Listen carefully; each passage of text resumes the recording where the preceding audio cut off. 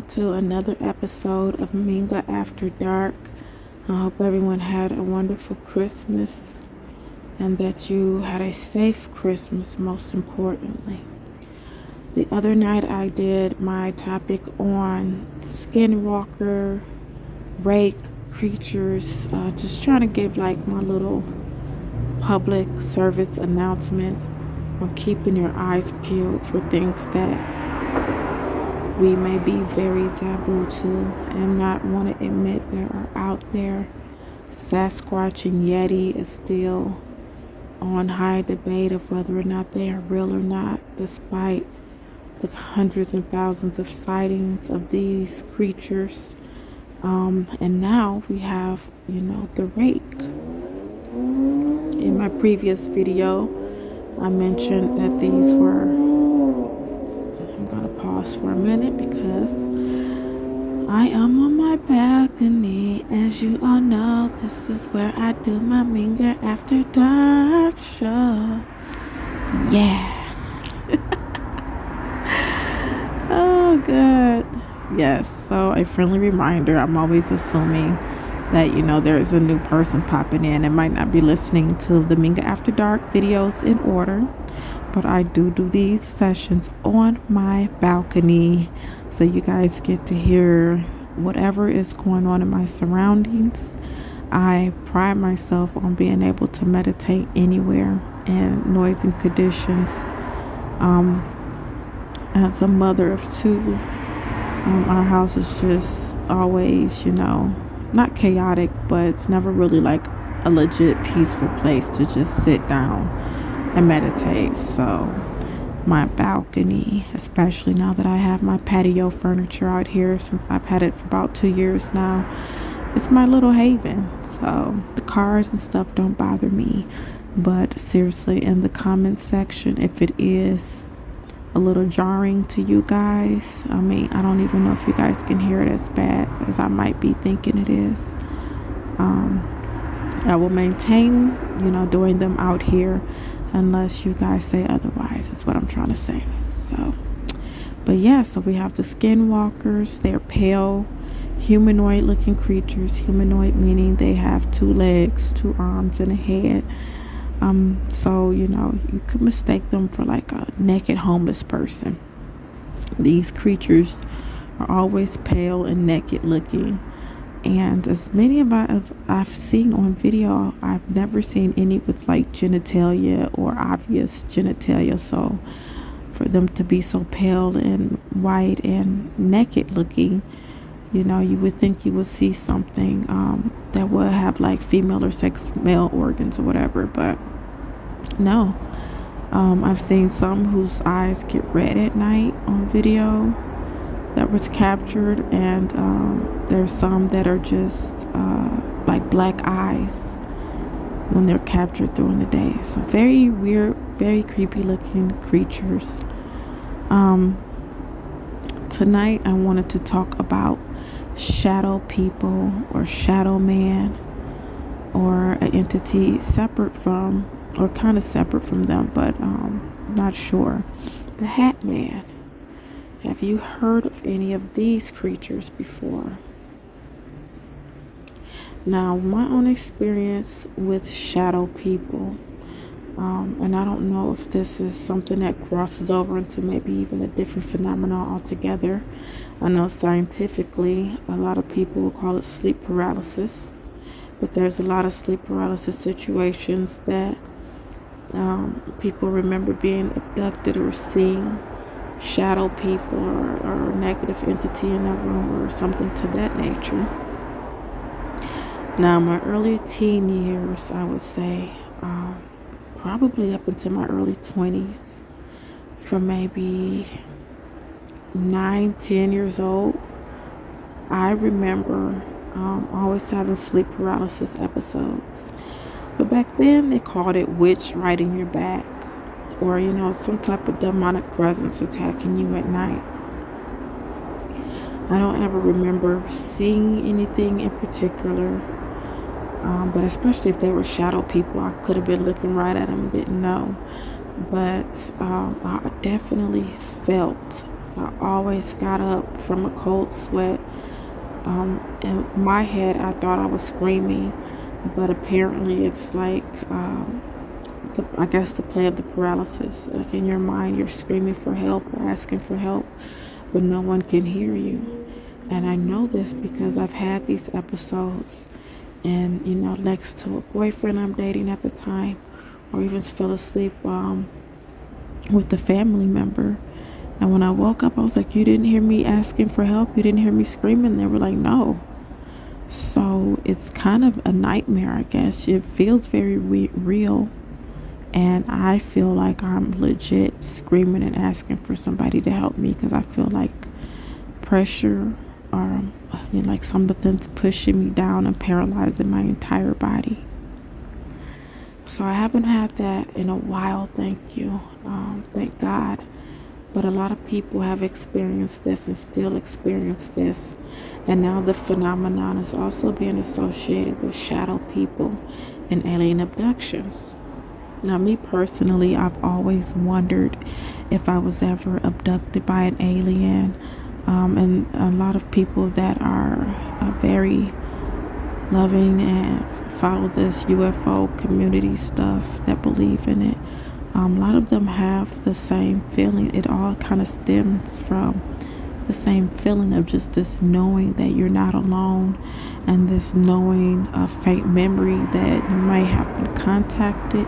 We know that they have technology and abilities in which they can keep you from remembering things, but the human mind is very powerful and strong, so there's always a latent feeling in the back of our minds that something is going on or something happened, or it's even relived through in dreams and you don't realize you're having these weird dreams because it's something that happened to you.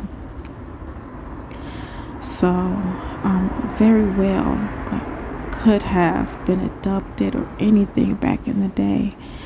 I remember times where I would be laying in the bed and I would feel myself drop on the bed, and I would like wake up and look under the bed because in my mind something from under the bed pushed me or something like that. But it would be like, imagine someone holding me up like maybe 5 or 10 inches or maybe a good foot at least, and I would feel that much space in between me of me falling down. And as I got older, I started to wonder, was I abducted, and that was me feeling myself being brought back? I've had so many weird occurrences in my life, guys. I can literally do a separate session about my weird sleeping night terrors and ghost experiences, empath experiences. And then one day it just felt like it all just died down. I really feel like after the birth of my daughter, a lot of the activity kind of subsided. And so I call her my angel because she got rid of a lot of the negative energy that was surrounding me as far as that is concerned.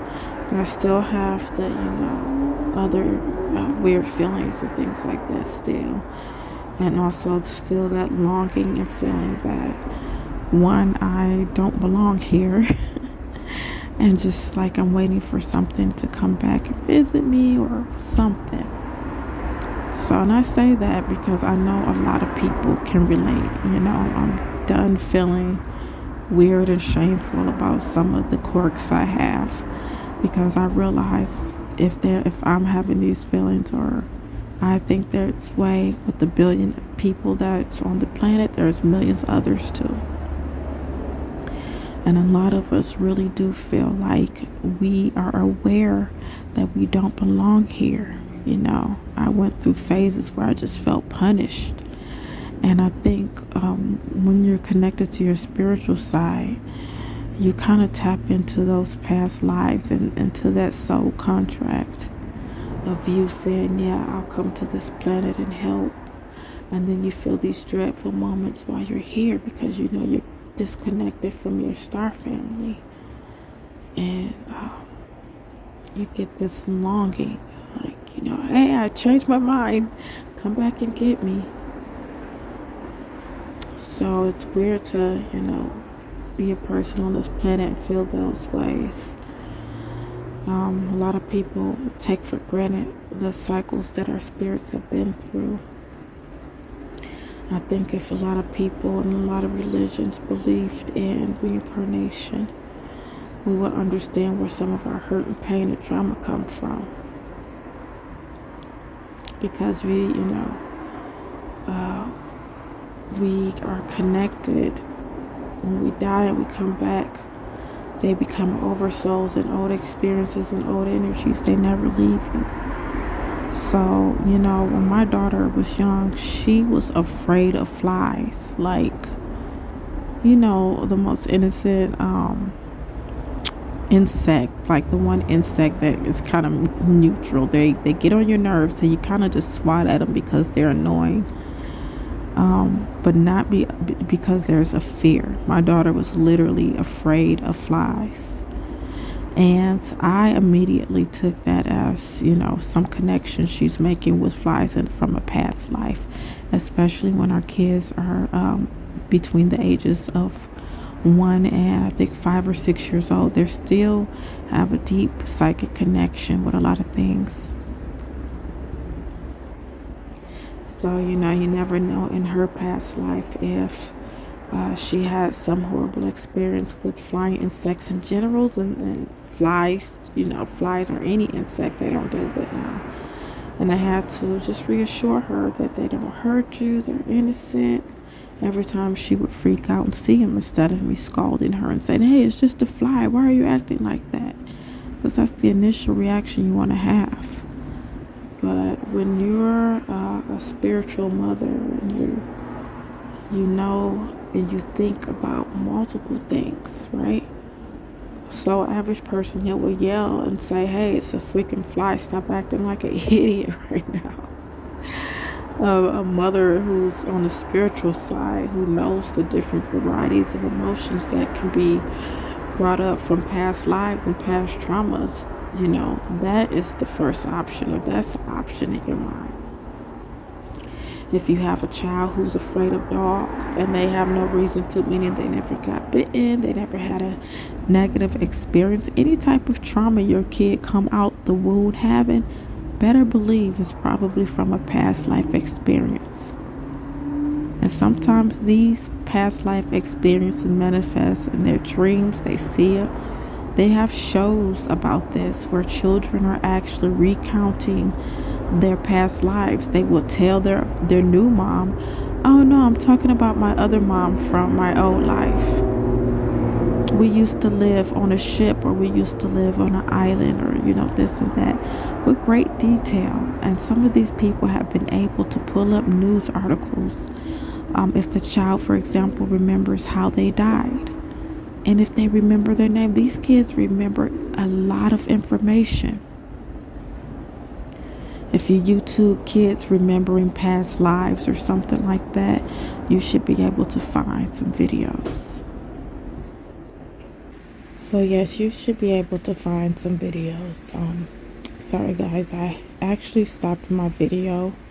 My husband came out on the balcony, so we ended up chopping it up for a little bit. But yes, look that up. You can find the proof on YouTube. And I think we as parents should just be open-minded for the sake of our children sometimes, because our babies really do be having some spiritual experiences that they can't explain. And sometimes they can, and they just need somebody to listen and believe them. So be that parent that listens and believes the kids, or at least cultivate an environment in which your kids, if they ever come, into a moment where they have a spiritual awakening or a spiritual situation, or see a ghost. A lot of kids are mediums, natural born mediums. So when you see your kid saying, hey mom, I'm talking to a ghost, or I'm talking to my dead friend here, 9 times out of 10 they're not just making it up. So I went my young to early 20s having those experiences where I feel like I'm being held down in the bed, and I'm screaming and I'm yelling for help, and paralyzed feeling for me to snap out of it and just have this feeling like something's staring at me. But I've never actually seen anything. But there's a lot of accounts and a lot of people that have seen something, and they're called shadow figures. They've seen shadow figures or aliens that are described to look like the typical gray aliens that we all know of. And there's a lot of footage about shadow people just lurking in people's homes, getting caught in different pictures, or we utilize video camera to socialize a lot now. So a lot of this stuff is even getting caught on people just being on their video chats, and somebody's like, hey, who was that behind you? Or what was that behind you? And if they're recording, they go back and look at the footage and see this random person or random black shadowy figure behind them. And it's usually associated with negative energy. It seems like these shadow beings may have a way to communicate as well as manipulate things around them. So yeah, guys, it's crazy to think that this is another possible phenomenon or creature that we have to worry about. Real stuff. If anyone has ever had any accounts like this, please, I want to hear it in the chat section or in the comment section, because I really do think that this is one of those phenomenons that are very, very common. And it's just kind of one of those things where a lot of people probably aren't talking about it or comfortable talking about it. So I'm just lucky and happy that I haven't had many of those accounts. I try to mentally train myself to not even fear having accounts, because fear is the root of all negative emotion. And even if you come against something negative, they're going to feed off that fear first. If you're coming up against something and you're strong and you're steady within yourself and you have your spiritual tools, your spiritual words, your spirit guides, this entity isn't going to stand a chance. And I've been trying to train myself and teach myself to mentally be prepared for all types of psychological warfare that can come against me anytime. Thought forms are very real. We go to different places, and if our head, if our mind isn't in the right place, if we're not grounded, we are open to negative thought forms on a regular basis. And that's just, walking into somebody else's junk. Thoughts, they don't just dissipate. Everything that we create from our mind becomes light, becomes true, becomes real. So they're words just waiting to attach to a spirit that will allow it to attach to them. If you're in a room with somebody who have negative thoughts, you might find yourself starting to feel the way they feel. Or they were in that room 5-10 minutes before you, and now you're in there and you just all of a sudden like, why the heck, I was in a good mood before I got here or whatever. But the thing is, a lot of times we don't make that connection in the moment. We just go with the flow of the emotions. So we have to train ourselves when we start feeling these different emotions, especially when you can acknowledge that you were just okay. And that lets you know, okay, I'm picking up someone else's junk. Spirit guides help me remove the negative emotions and negative thought forms that are surrounding me. Protect my mind. Crown chakra activate now. Protect my mind from negative thought forms. We have words. We have visualization. Always imagine that your mind, your brain is surrounded by white energy, white light. Or pick a color that means healing or protection to you. I tend to use white light, white energy. That to me is direct source energy. So if I'm praying against a negative energy, a negative entity, or negative thought forms, I shroud myself in this bright white energy and imagine anything negative being pushed away. Like I can't even tolerate being in the same space with this energy. Our visualization techniques and tools are our magic. Our minds are powerful. I think one thing that I learned from Abraham Hicks that I thought was cool, subject to whether you believe it or not, especially if you're not familiar with Abraham, but she channels, Esther Hicks channels a entity or a group of spirits or whatever you want to call it, called Abraham. And we have interpretation of Jesus healing people as if, I guess, kind of like how we see on TV where people touch you and then they're healed, like a actual magical power. And the way Abraham was explaining how Jesus was able to heal people was Jesus just seeing you pure and whole already and not seeing the disease. So he was skilled in visualization. If you're coming to him with lupus or cancer, he sees a whole person. He sees a whole body. And that's positive, pure energy. Then your body connects with that positive, pure energy, that vibration, and then heals and adjusts accordingly. That's magical. That's a gift still. Nonetheless, not in the way that I perceived, at least I'll speak for myself. I perceived, over the years thinking, oh, Jesus can lay his hands on you, and imagining some magic pulse coming from his hands and, his hands literally healing. But it's more of a mindset thing when you know that you're looking at a body that's simply made of energy, when you know that positive vibrations will put that body back into place, back to its original resonance. So I use that example to remind you, don't think that visualization is just this extra thing that people throw in there for meditation purposes or fancy words. It's a literal part of the manifestation process. So learn how to visualize and figure out your best way of visualization.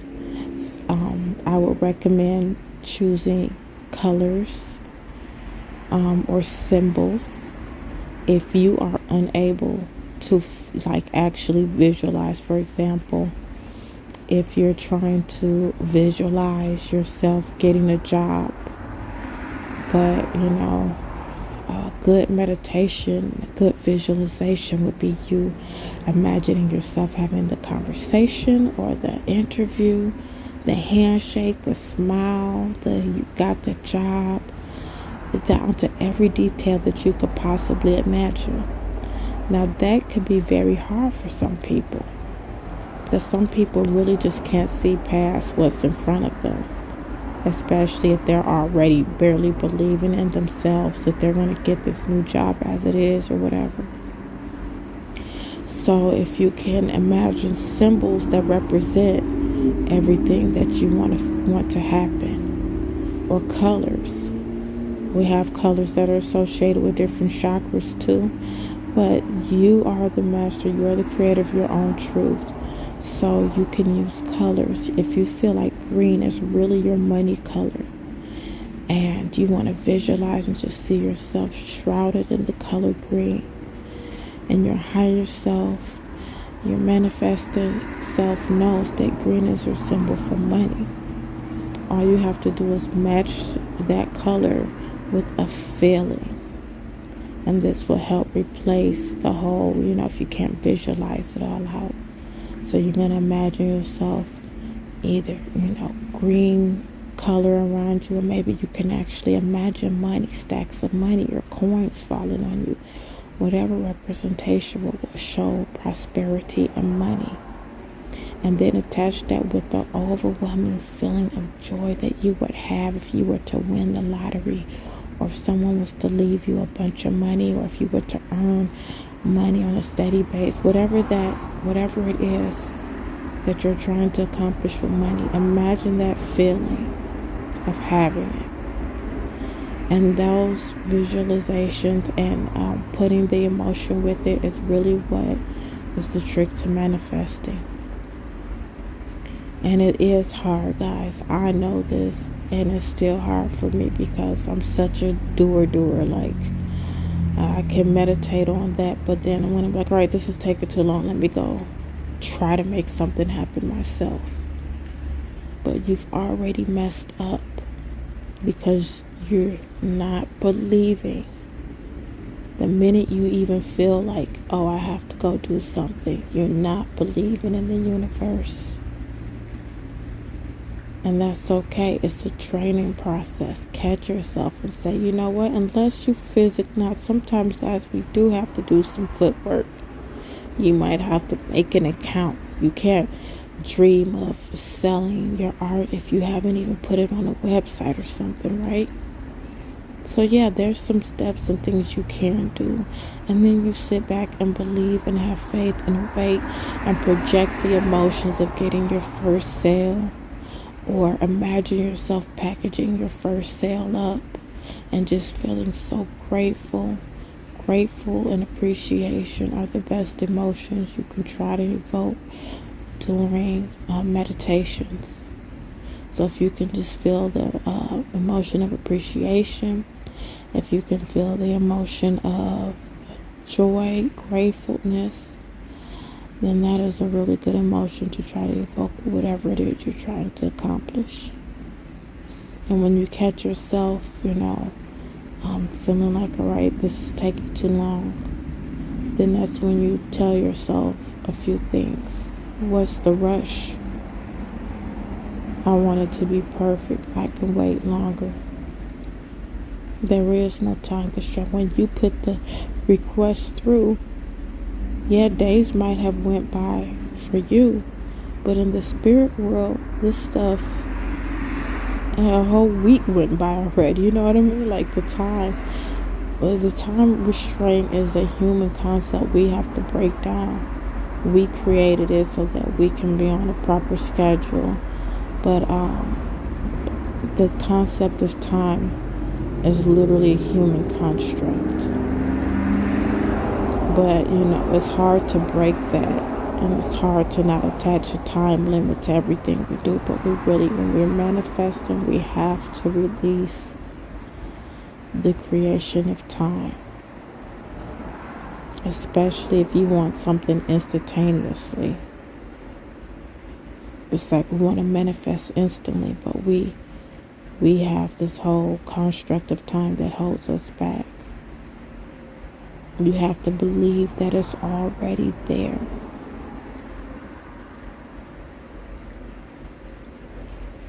So a good way for when I'm trying to tell myself it's already there, I like to imagine and think that we live in a world where we have multiple versions of us at the same time. So when they say infinite possibilities, that's because there are different worlds or different versions of us going on as we speak. So I'm doing this with you, but there's a version of me tonight that didn't do this. Or there's a version of me that's speaking about a different topic. Or a version of me that made this message and a woodchuck bit me on my ankle. Like so many different variations of this very moment playing out at the same time with different versions of me, different versions of you that are listening. There's a version of you that just got up just now, but there's a version of you that didn't get up. And there's a version of you that didn't even decide to listen to this tonight. All playing out at the same time. So in my mind, we are able to just vibrate to these different versions of these different lives. We're spirit. If you want a rich, wealthy life, well, guess what? There's a version of you right now that's already there. So therefore, everything you want is already there. Right? Your job is to vibrate to that level. Attract it to you.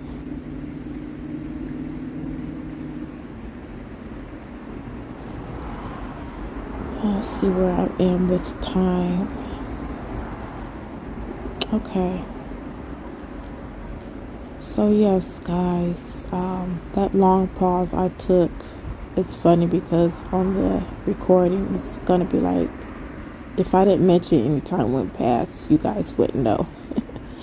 But almost like 4 hours went past. My husband came on the balcony, and I ended up going in and finishing laundry and stuff, and a part of me wasn't even going to finish this message. I was just like, you know what, I'm not even feeling it anymore. But I was. Once I got back settled down, it's like the energy came back so that I can come back out here and finish. So I hope you guys enjoyed tonight's message. And yeah, let me know what you think about the whole shadow people, the hat man. Hat men are also considered men in black, but they usually are shadowy figures also. Only they have hats. But I'm definitely concerned with the amount of footage and proof and interactions people have been having with the phenomena called shadow people. So you have two things to check out: shadow people and rakes or crawlers or skinwalkers. And yes, I still will be doing a video to form a compilation of the skinwalkers, and if I come across some shadow ones, I will also throw those in too. Some pretty creepy shit going on out here, guys. If you know of any, I don't want to call them monsters, I like to call them beings. You know, they honestly are just beings, but anything that's not human and anything that's different from us, we like to categorize as monster, right? I mean, they very well could be monster status. Who knows? They might want to eat us. Who knows? When you guys see these things, you're going to be like, yeah, these things are definitely eating humans or something. They just don't look like they're of this world. But like I said in my previous video, I believe a lot of creatures are going to come out due to climate change, due to forest fires, and the places that they would normally hide are all being destroyed. And then take that when humans just being everywhere, wanting to camp all the time and just be in their territory. Yeah, it's our planet, but we already have the roads. We build where we want to build, and then we have to go camp in the woods too. It's like, when do the creatures have their own time? We're like everywhere. So these things are just going to get seen more and more, especially with us having GoPros and cameras on our phones and drones. You guys, we're going to see a lot more stuff. So be prepared all the time. Alright, I'm going to go take some medicine. My cough feel like it's ready to come back. Again, hope everybody had a nice Christmas, and I will talk to you all later. Good night.